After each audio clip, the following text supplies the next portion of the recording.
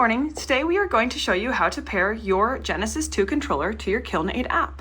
One of the benefits of pairing your Genesis controller to your KilnAid app is that you will have access to the new remote control features. This allows users to remotely stop a firing or to remotely send programs to their kiln.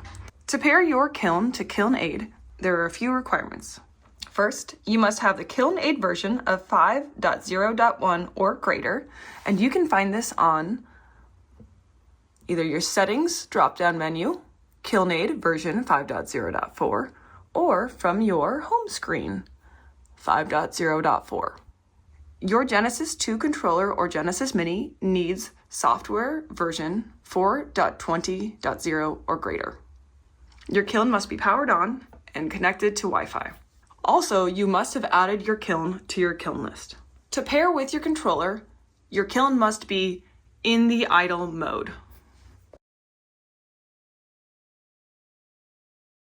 Here, we are going to connect our Tracy Genesis 2 to our KilnAid app.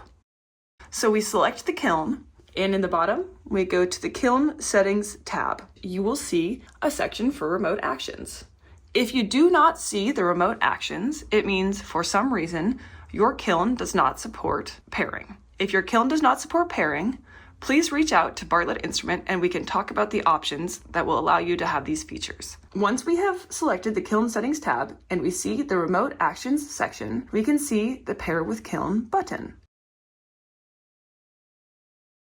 Now you should see an input box where you will enter the kiln pairing code.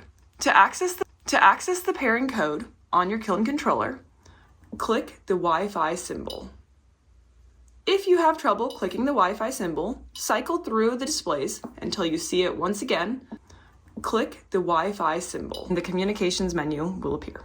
Scroll down to option 8, Pair to App. Here you will see your pairing code. From here, I will type this code into the input box.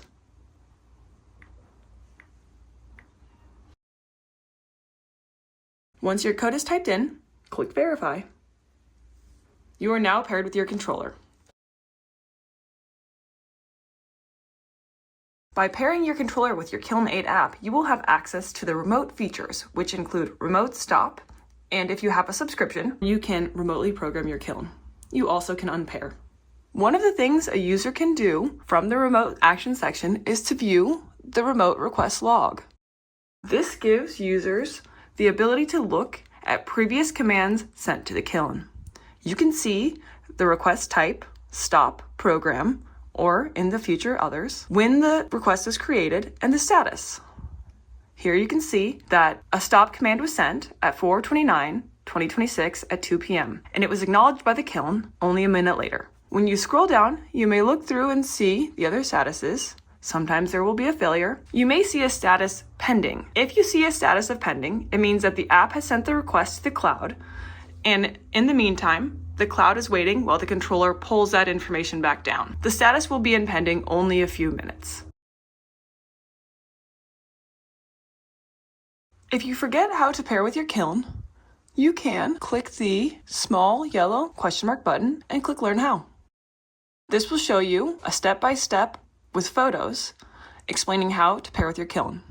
It locates the Wi-Fi button in this picture. Click Next.